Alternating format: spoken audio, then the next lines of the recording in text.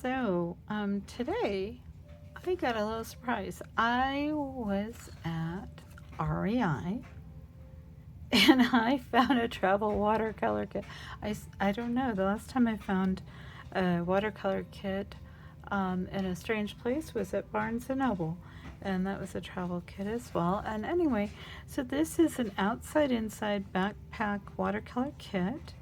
It says it's for it's compact, includes everything needed for the budding or experienced artist on the go, and it's and it's in this dry sack, which is kind of interesting. Includes 12 half pans, refillable brush, a 0.5 black marker, 2B pencil, integrated palette, sponge, color sampler, and 30-page 185G watercolor pad and a user's manual. I have not opened this up. I thought I would just do this with you. I thought that'd be kind of fun. So that I waited. Can you believe this? I waited. I was so curious, but so nah, I'll wait till I get home and we'll this was just like, you gotta be kidding me, a watercolor kit at REI. And and looking at it just right off, I have to say, looking at the type of palette it is and the color selection, I'm not expecting a whole lot. I'm not expecting the finest paints, but they might be pretty good. We're gonna about to find out, right? All right, so again, it comes in this nice dry sack with this window here, mesh window, which might be nice, might help the paints to dry out. I don't know how dry it's going to keep them. It's a dry sack except for the mesh. I don't know. It's a carry sack. So there's the watercolor pad. There's the palette, and it says outside inside, which is the brand. And then there's a little instruction kit on ways to do washes, gradients. So that's interesting. Oh, though color wheel, that's kind of fun. And it seems to be in a couple languages. All right, so that looks to be French. All right, so maybe French Canadian, right? GSIOutdoors.com. Okay, so there it is in English. It's kind of nice to have a little color wheel, and there's your techniques and instructions in case you don't know how to watercolor. All right, that could be handy. All right, the part we're all waiting for. This reminds me already in quality of it's a little like the koi sets. It's a little more like the koi sets than I think, and like it reminds me actually of a Kiriaki travel case. Here's the colors it comes with: white, lemon yellow, raw ochre, cadmium yellow, crimson red, alizarin red, hooker's green, chrome green. Oh, that's an interesting color to put in here. Prussian blue, okay, that's sort of that's sort of like instead of ultramarine maybe, or cobalt blue, or a phthalo blue, cerulean blue, Payne's gray, and a pale red, which is like an Indian red. So 2 blues, 2 reds, 2 yellows, a couple natural colors, and of course we can mix as well. That's interesting. All right, so that's our color guide. I was sort of hoping it might have, and it sort of shows, I thought it showed a swatch, but I prepared a swatch anyway just in case. So I guess it doesn't come with a swatch, instead it comes with just this little color guide. That's interesting. All right, it fits in there nicely. This is reminding me a bit of the koi. Alrighty, it comes with a water brush, course, you can mix over here on this side on the lid.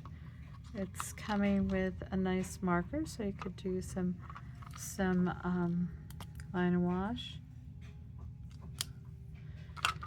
A little pencil, though no eraser. All right. And these are just your, kind of basic kind of cut and pressed in. Again, this is maybe a little bit more like the koi sets or the Derwent, but the colors don't look like the Derwent. The Derwent, of course, aren't truly watercolor. This insert is pretty, it's not super flimsy like some, so this would take a lot to get out. I'm not going to try to get it out. Alrighty, I think what I'm going to do, I'm going to go ahead and, so water brushes, that's just the cap. That actually looks quite nice. I can tell already that the construction is better than like some cheap ones. So you go counterclockwise. Does it remind me of a Derwent? Maybe a little bit like a Derwent. Maybe a little bit like the koi brushes are kind of pretty standard. It's pretty sturdy for a water brush. I kind of like that. And I just spilled some water in my tray and activated some paint. Okay. Didn't mean to do quite that much. But since I've activated some paint, maybe I'll activate the rest of these just a little bit. I have a spray bottle here alright. Set for a sec. They look nice and juicy anyway. They probably did not need that. I'm going to go ahead and open up this, just give that a sec, watercolor pad 2. I had already, like I said, prepared a little swatch on 100% cotton paper so I could see it, but knowing that there isn't a swatch sheet in here like some sets come with, I might make a swatch sheet to go in. And so this is watercolor pad, cold pressed, it says, recycled, 30 sheets, 4x6. And even though it says it's cold pressed, it's pretty smooth. There's no texture, very little texture. And about the same texture on both sides. There might be a teeny bit of texture. It's better than some I've seen, but that's got to be a wood pulp. Made in China. Okay. Alrighty. So let's see what these colors really look like. Okay, we have our little guide here, and I didn't write down the names yet, so because I wasn't sure. I couldn't tell from the packaging. I could kind of tell the general selection, but it doesn't say what the colors are anywhere. All right. So I'm just going to use give the watercolor brush a little bit of a workout here at the same time, huh? And that is too much water. Ooh.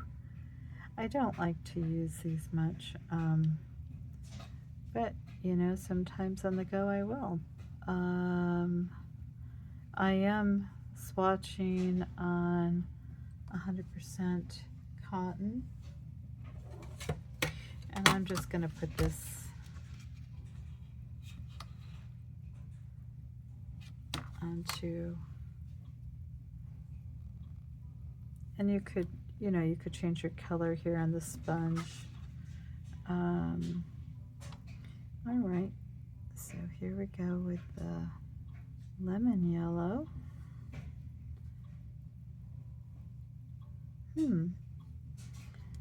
It's a very bright lemon yellow. It's not bad. Very bright. I always use a little paper towel as well, you know, when I'm out and about with these sets. A paper towel is essential, it seems. Okay, I'm gonna paint them in the order I would have them in my box if I were to rearrange them. I won't, but I'll, and then again, never say never, right? All right, and this is the cadmium yellow. I'm thinking it's a hue, but I have to say it's pretty, these are very vibrant colors. These are kind of nice, I think. This wasn't exactly what I was expecting. And it says here to push.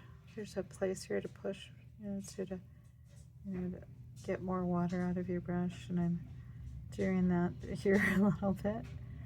I'm trying to get a little bit of a gradient, a little bit of a stronger color up on this side, and with some water off on the side too. See if I can push some of that color back up here, just to get a real good idea of the range of values I'm going to get there. All right, I guess we can go ahead and try this yellow ochre.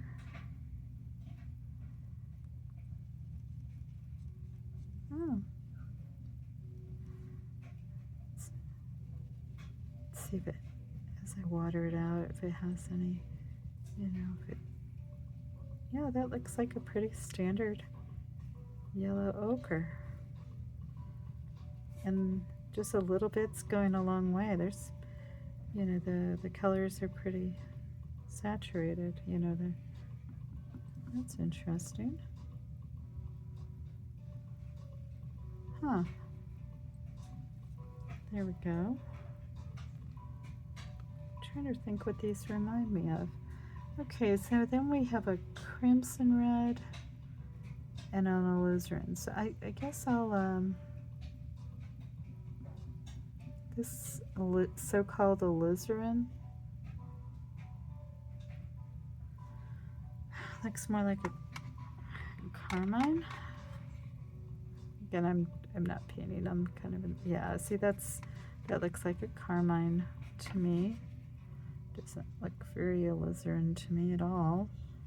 Maybe a little bit, but it's not a bad color, it's a good color. I mean, I guess that could be alizarin. Oh, I caught a little hair there, and it's gonna drive me nuts.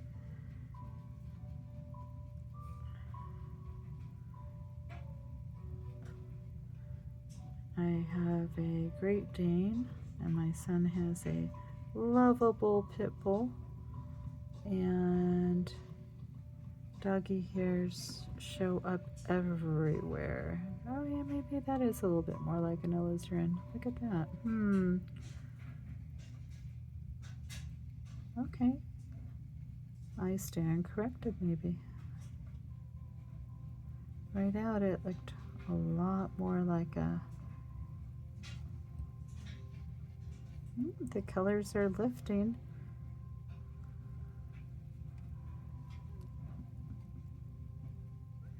If it was totally dye-based paint, I wouldn't expect them to lift very well. All right.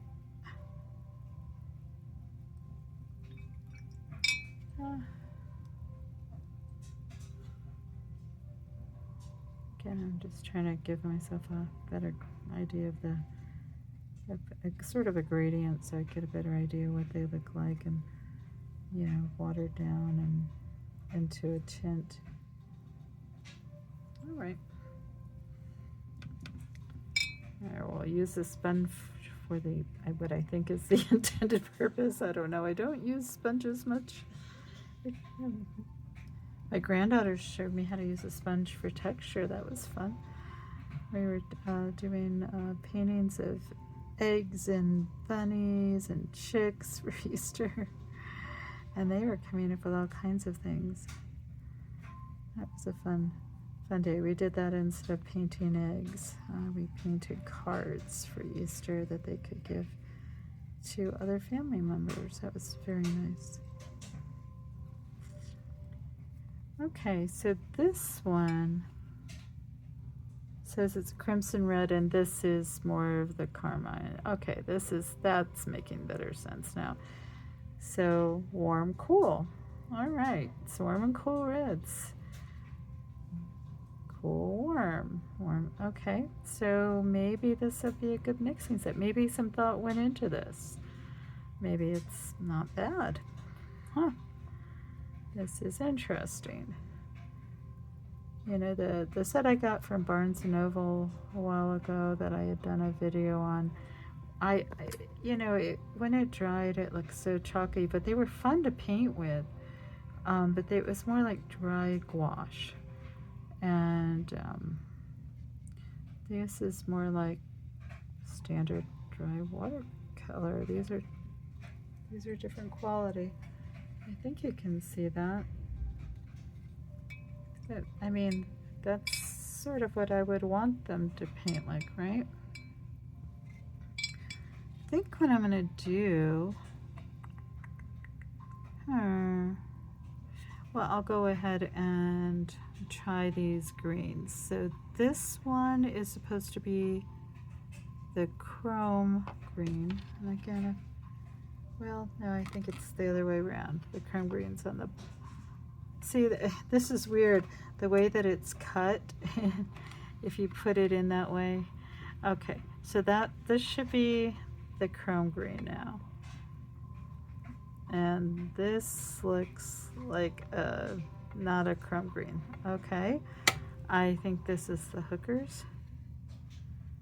We're gonna find out though. I don't know, I've been wrong before, but I can tell that, you know, this looks like a pretty standard phthalo green. Look at that. I mean, there's nothing wrong with it. Very bright. You can, you know, add a little bit of the yellow ochre to it to tone it down, or into a more natural green, or even there's that, we're going to see that it looks like a Venetian red, or sometimes called an Indian red. Okay, well, now we're going to try this one down here. So here's the other green. Oh, well, I gooped it up. This one, okay. They don't look like anything like these. That's interesting. Okay, so what they're calling chrome green, I think it's just a standard green. This one, I guess, could be hookers. I mean, they both clearly have, I don't know, a lot of, they look to me to be phthalo green mixes.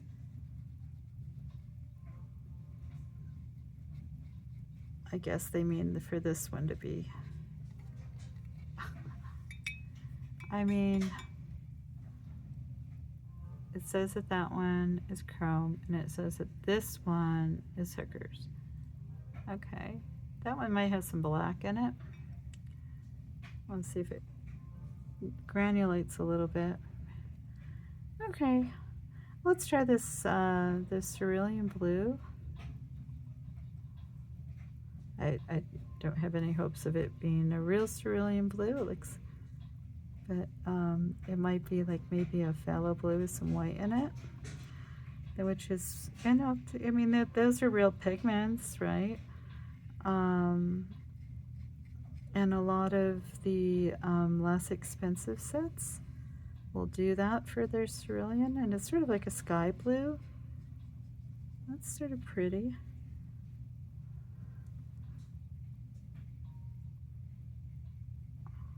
Sometimes they'll use an ultramarine so that you get a granulating mix with white.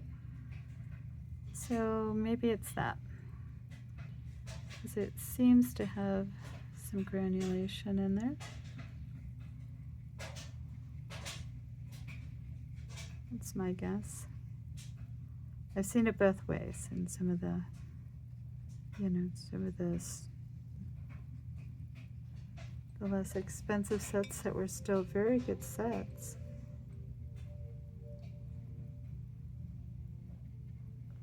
And these are painting very nicely. I mean, I think that these are real pigments.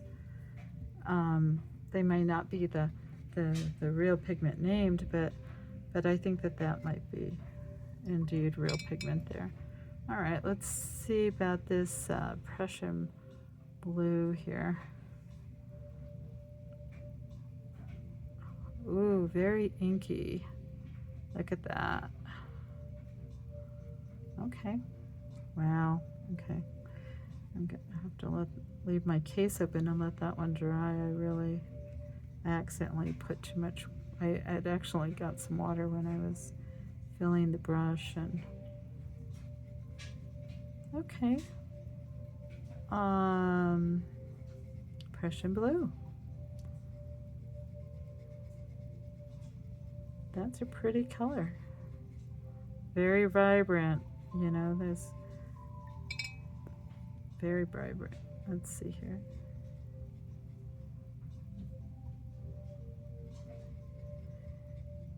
Water brushes are, they can be fun. This one, they just take a little bit of getting used to. This one, the cap will actually, should stick onto the back, but it doesn't look like it's going to. That's fine. And there, if we use a sponge for its intended purpose, break the set in properly, right? Look at that. I'm actually looking forward to taking this out and trying it. It'll be fun. I like that. There's a lot of pretty. Okay, and then I'm just squeezing some extra water through the brush, and it's it's washing any pigment off. So, but again, I like to use also my paper towel. I might put a paper towel like along the bottom there when I go out in the field. Well, since we've got blues kind of going, I think I'm going to go ahead and see what this Payne's Gray, if it's a bluish Payne's Gray or if it's more of a neutral tint. It can be either, and so far it's looking like it's black. I'm not seeing any hints of like a blue tint in there. Sometimes it has PV19, sometimes it's PV's the phthalo blue in there. Sometimes I've seen it with PV19. Maybe it has a little of that. Maybe I'll see it when it dries. Maybe if I add a little more water in here. Whoops, and that is a lot of water. Again, that's just taking me a little bit to remember how to use these. And I can still soak it up. Okay. So there we have, I don't know. What is that reminding me of?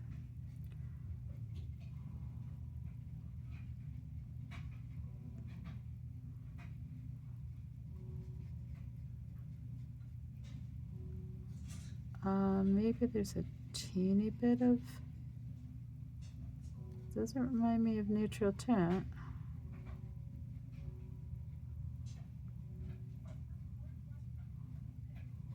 And I will say if I paint it full strength, it's really black. I mean, it could be more like an ivory black, but let's see what it does when it dries. Wow, that Prussian blue came out really pretty, and so did that cerulean. I mean, these colors are really vibrant. I'm really happy with these.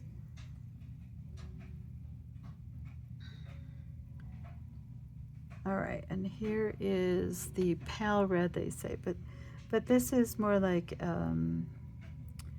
a burnt sienna. So they're giving you one sort of, you have two colors that are more along the brown, the what we might call like a natural color, right? For trees or logs or I don't know.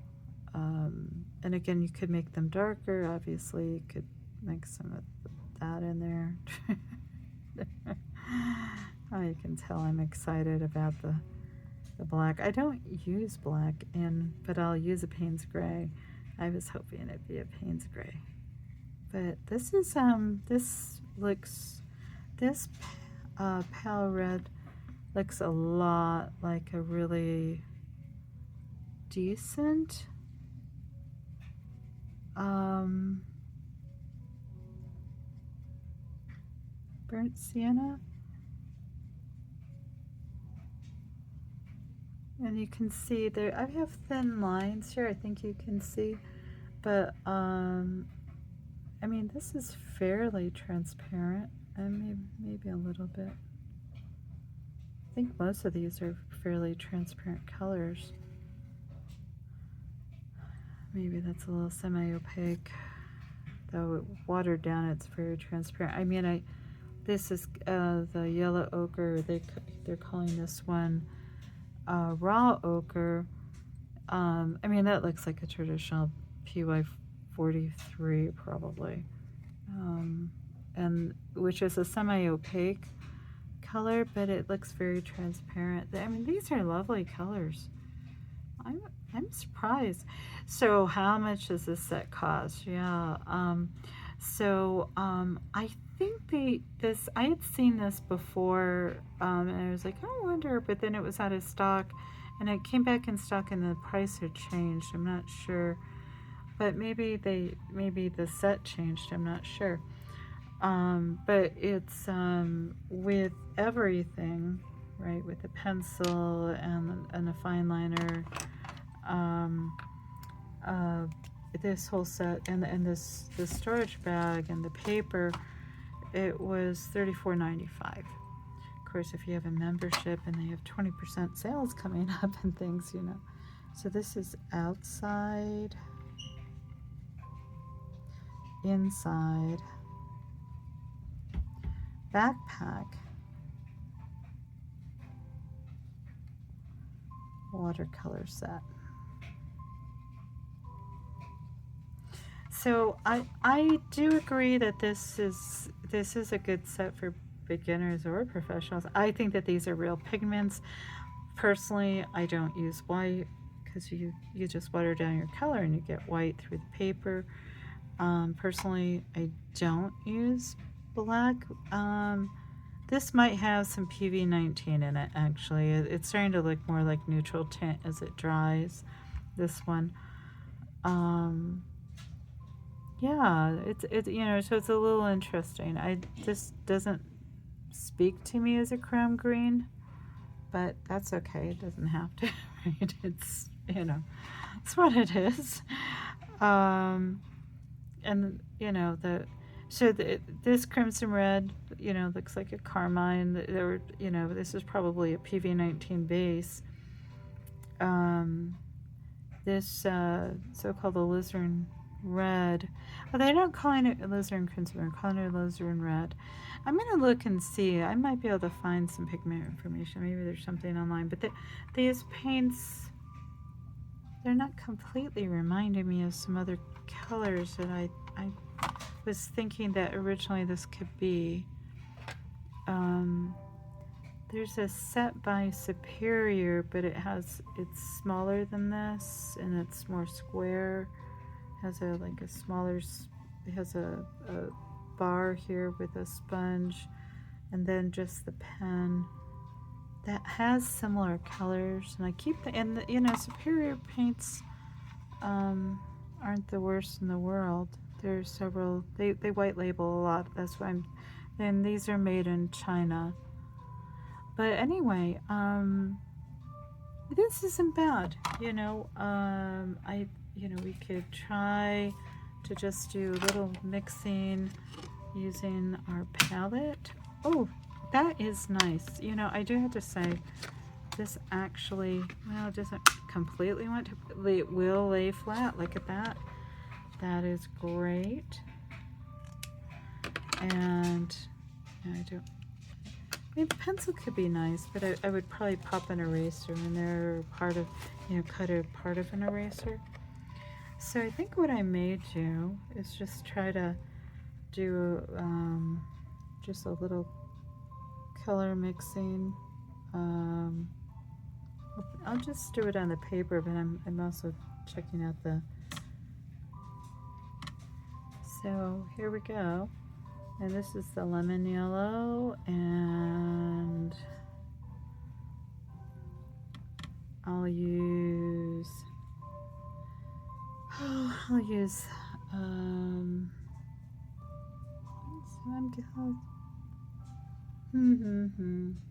cool. So I'm gonna go cool, like cool red, so I don't end up with too much mud. That's a lot of water there. And again, this paper acts a lot more like a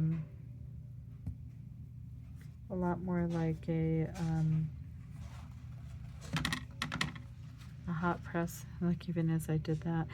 And you know, again, I think that these are real paint. I mean, you know, I'm just gonna mix on the paper and see what we get. Oh, yeah, you gotta get an orange there. Gonna mix more of that.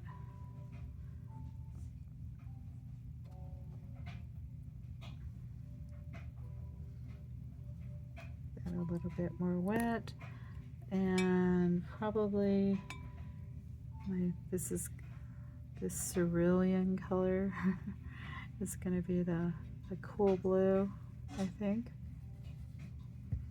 Looks a little bit more like cyan, maybe. I don't know. Okay, there's a green that you can get just from mixing. So yeah, these mix, and there you go, and the red and the blue are making a nice purple. And these aren't, again, this is definitely, this paper, though it says cold press, I would say no. Yeah, it's acting like hot press. All right, and here we go with this cadmium yellow kind of color. I say that because I'm not convinced that it is. These are the warm triad that is in the set, or what I'm assuming is meant to be a warm triad. And I'll mix those two together and see if we get a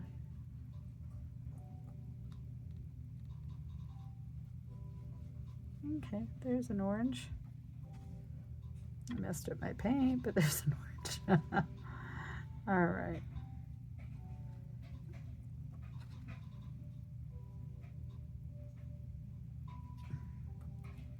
Okay, and then we'll try some of this, see what these colors do with the Prussian blue, right? So we'll go over here and see. Oh, that's a nice green.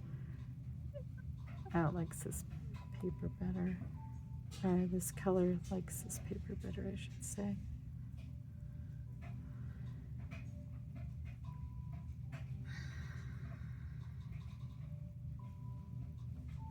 Okay, and there is sort of this mauve color that I would expect to get with like a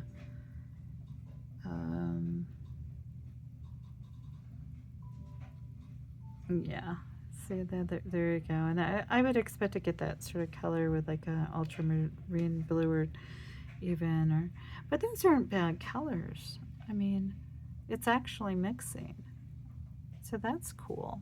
And then if you wanted to mix your own, let's see how we take this supposed chromium green that's really bright and clearly a phthalo color.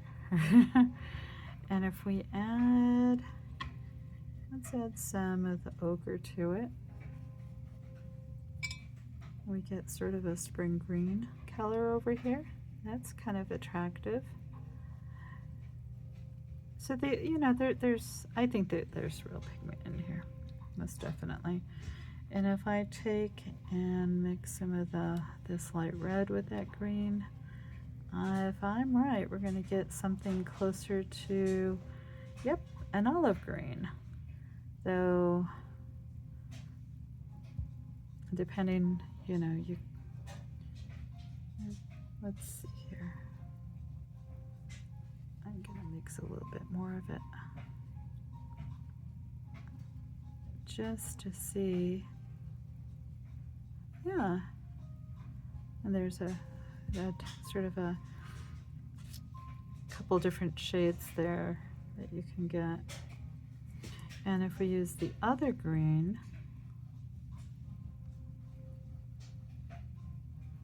that they're saying is a hooker's green, okay, and as I completely saturate the paper,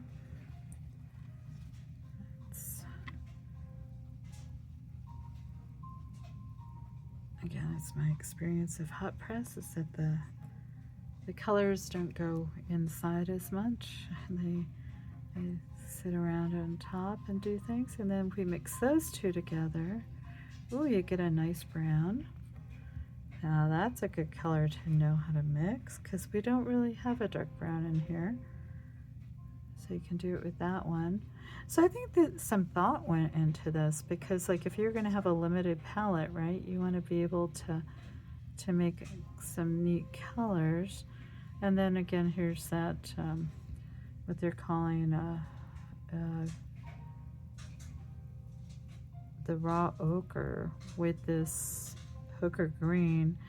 And though they're similar, I mean, you can get this yellow green, which is kind of cool. I like that. I actually have premixes of that, and you can get some other interesting colors. We can mix it over here. Yeah. So this paper, this isn't bad. I mean, for line and wash, the hot press is actually better. So if you were going to draw and then you were going to paint in, like for urban painting, urban sketching, or mountain sketching, that would work out really well.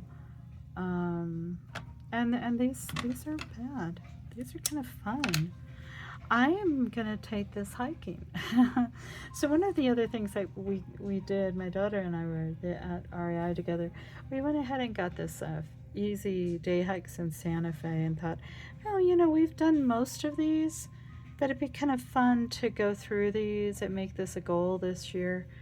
And then maybe we do a little filming, and then while out there, I stop and do a little sketch using my new colors. So I'm glad I painted these out, because I mean, a chromium green, that's not a chromium green. And is that a hooker's green? Well, I guess it could be. The Prussian blue, okay, we'll buy it. They at least have real names. And again, this Payne's gray maybe looks a little bit like a neutral tone. Let's try something with that, just to. And I was also just going to put some line down and just see if this is actually a oh, look at that. So that is a permanent marker. Hey, this is an urban sketching kit. That's what I really, no, well, I'll use it for mountain sketching too. Okay. So let's say I wanted to take, let's take that cerulean blue.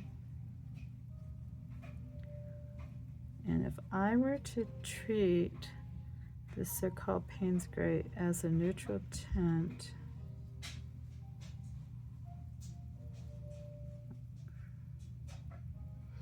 yeah, feels more like neutral tint.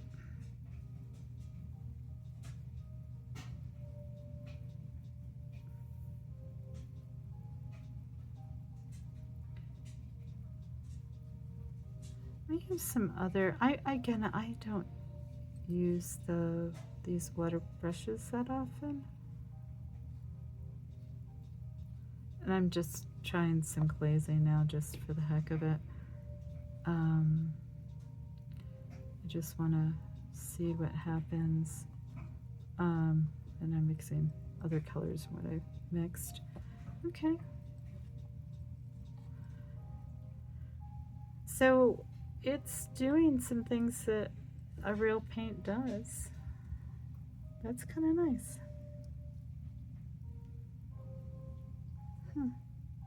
Interesting. Yeah, let's do a different color. Let's do this red. And I'm going to add some of this Payne's gray to it. Interesting. So there is some blue in there because I can see that it's turning more of a purpley color. Like over here. Okay. Cool. And let's see. Let's take this wild bright green. It's supposedly a chromium green. Let's see if we can't make it look like chromium green, the chromium green I'm used to. And then I add some of this Payne's gray. Oh gosh, it's so strong. In there.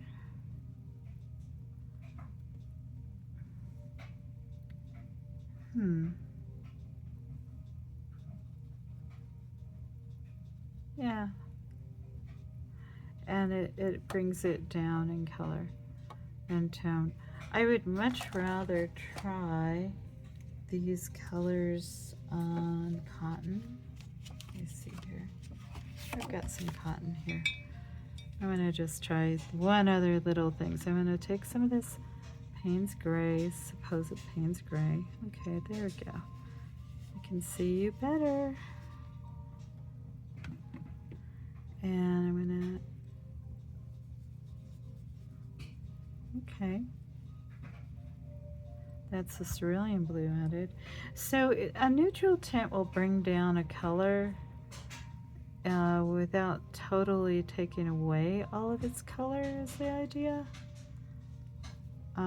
All of its hue. That's why they call it, it's neutral, so a neutral tint. That'll give me a nice brown too. And again, that makes me think that I can get some other, that's interesting. And we'll do a little red.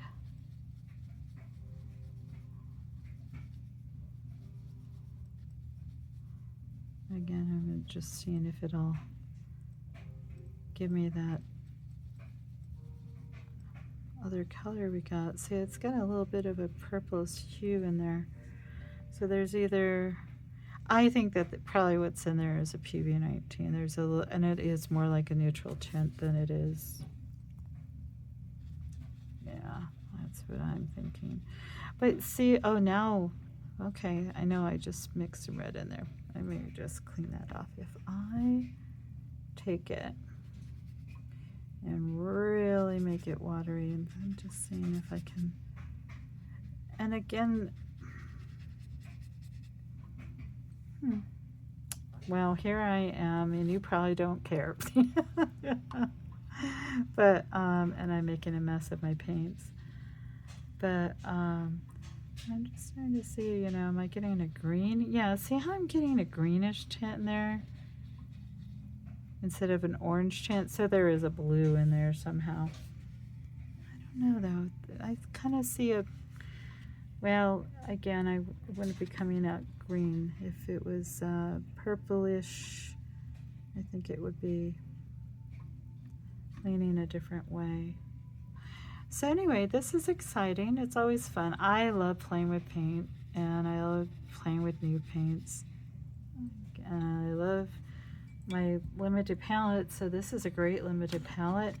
It's a sturdy case for what it is. Again, it reminds me, it's not quite as sturdy as the Koi's, and I I put some yellow in there and probably is staining a little bit. All these plastic cases stain a little bit. You can just take a magic eraser. Actually, look at that, came up pretty good.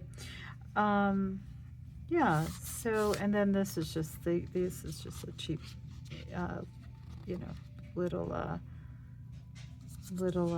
insert, but it's glued in real. If I tried to take this out, it would break it. I'm not going to try to take it out. But this is fun. For $35, is it worth it? It's okay. You know, I mean, you can get a Cotman set for $20, right? So is this Cotman quality paint in the same kind of, it's not bad. Yeah, I would say it's somewhere in the neighborhood of a Cotman. I mean, there's real pigments in there. I just don't know what they are. And it does have a white I would rather not have. But I mean, my Cotman field set, I don't know. Some of the boxes you can get, like I said, for $20. And now I'm seeing this sort of granulation here.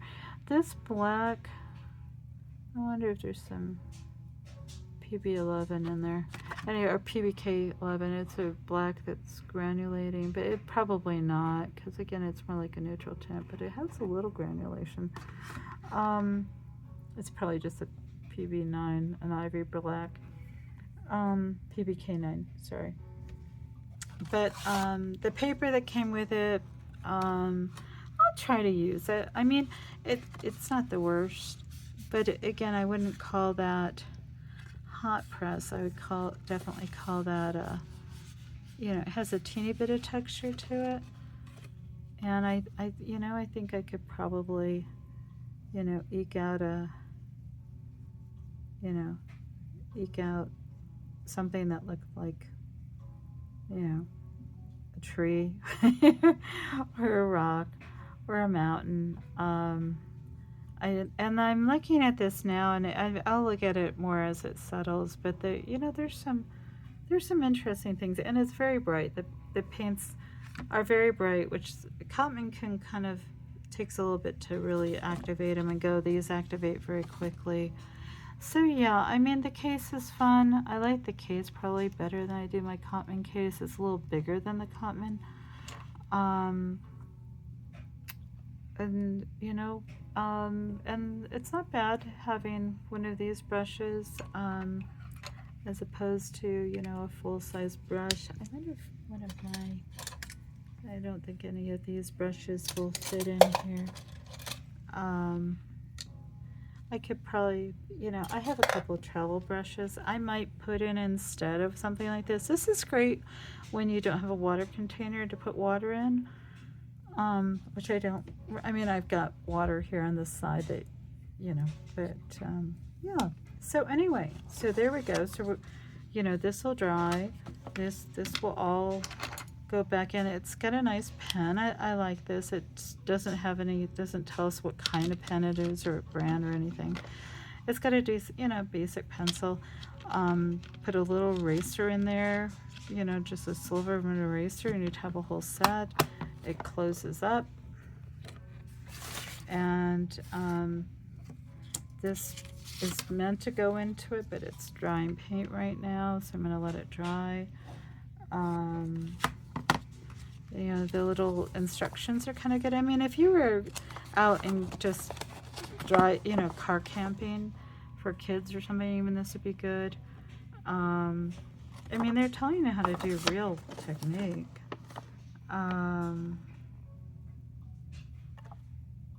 And oh, it tells you the watercolor paper is a warm shade of white and has a fine texture. Yes, it's a very fine texture. I would call it a hot press, not cold press.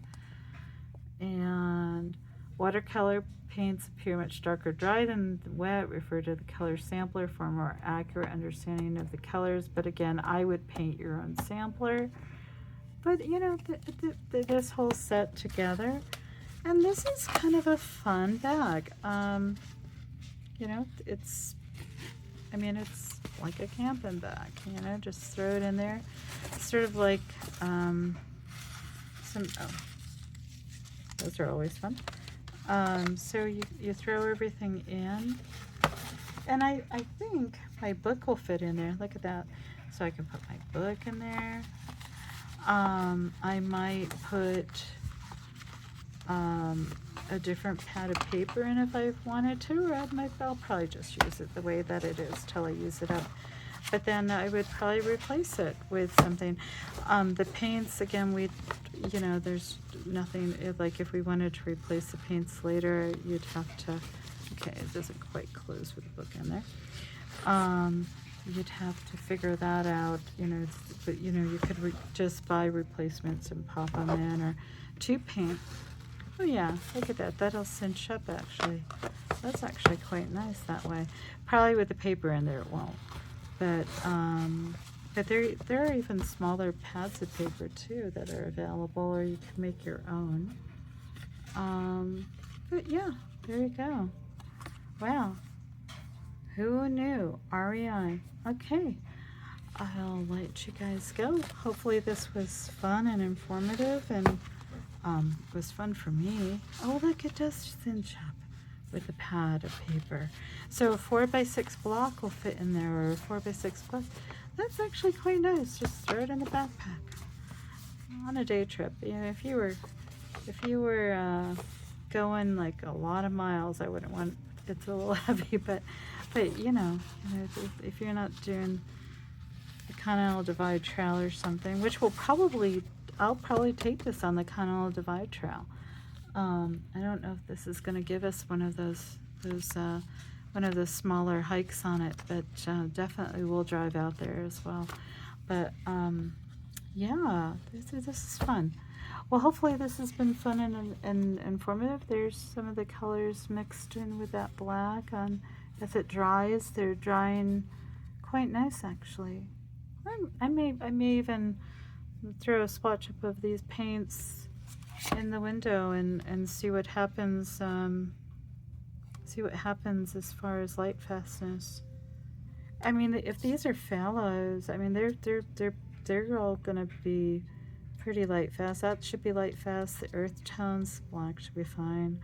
These all, the only question will be the reds. I mean, it just depends. But again, if that's a carmine with a PV19, that's pretty stable. I don't know about that red. And the white you can't see anyway. So hey, there you go. All right. Hopefully this was fun and informative, and I'll be back with some paintings that I've done with it, or maybe I'll even be out in the field and show you me painting out there, and you know, giving it a try in the wilds. Alrighty, thank you so much. Have a blessed night, or day, or morning. Alrighty, bye bye.